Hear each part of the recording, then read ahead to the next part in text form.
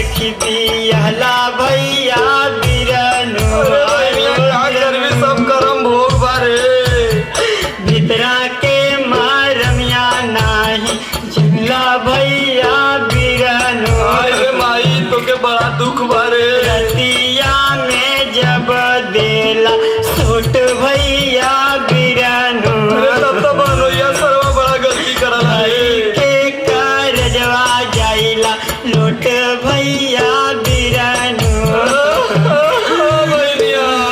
तब तो बड़ा गड़बड़ भइल बे लेकिन जिन रोवा तू का रोवेलू हो तोरे का दिक्कत हो तोरे 4 बीघा जर जमीन तोहार भाई मिलिट्री में तू का रोवेलू सब है ना हो अरे जब उनकर सुनबा तब न कपारे पे हाथ धरबा बीड़िया पियत आवे धुआं उड़त हो खोखत आवे ना अच्छा वे समय भेटाई कहाँ पड़ी बीड़िया पियत आवे धुआं उड़त हो खोखत आवे ना मोरा सैया जी दमहा खोखत आवे ना मोरा सैया जी दमहा खोखत आवे ना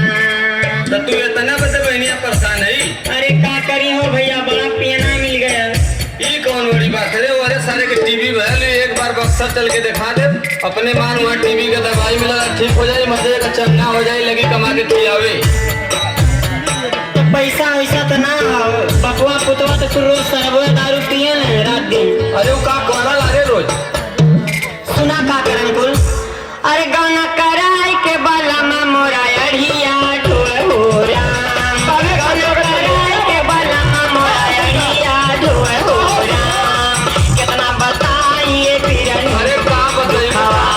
सतिया कितना बताइए बिरनु दुखवा सतिया गाना कराई के बाला में मोरा अढ़िया ढोल हो राम गाना कराई के बाला में मोरा अढ़िया ढोल हो राम कितना बताइए बिरनु आयो बिरनु अरे कितना बताइए बिरनु दुखवा सतिया कितना बताइए बिरनु दुखवा सतिया अच्छा ये बहनी एक बात तुझसे बताई तो हमार मनवी कहाँ का बात था लेकिन देख जब हम तोरे बदे लड़ाई ले तो तोके हमरे इज्जत मर्यादा का बराबर ख्याल रखे पड़ी देख एक बात तोके बताई अबे सारे के संगे तोर न बीती का समझली तय चल हमारे संगे हम कमाता है तय का चिंता करे ली रे कहाँ हो सारे के बोला था पूछ लियो के चल हे हो अरे क्या बोला कौन है सुना हम जाती नैहर यही रहा कहाँ जा रहे नैहर जाती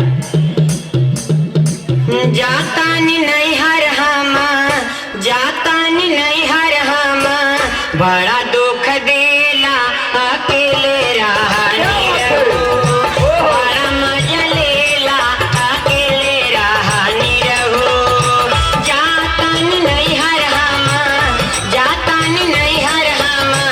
बड़ा दुख देला अकेले रहा जाऊ अरे बड़ा मजा लेला अकेले रहा जाऊ जाती मुँह फकौनो देखाई अपन घर द्वार जो से तो भैया संगे रहे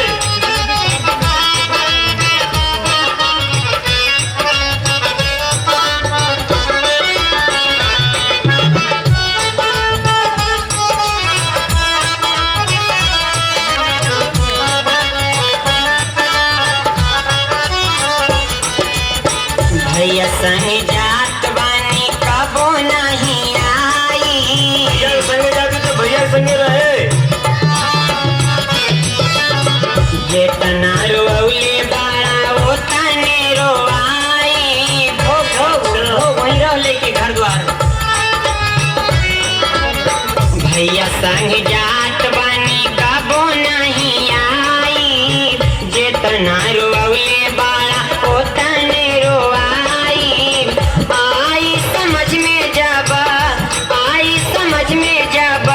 होई ठेली ठेला अकेले रहा रजऊ अरे बड़ा मजा लेला अकेले रहा रजऊ बड़ा मजा लेला अकेले रहा रजऊ जात बानी नैहर हम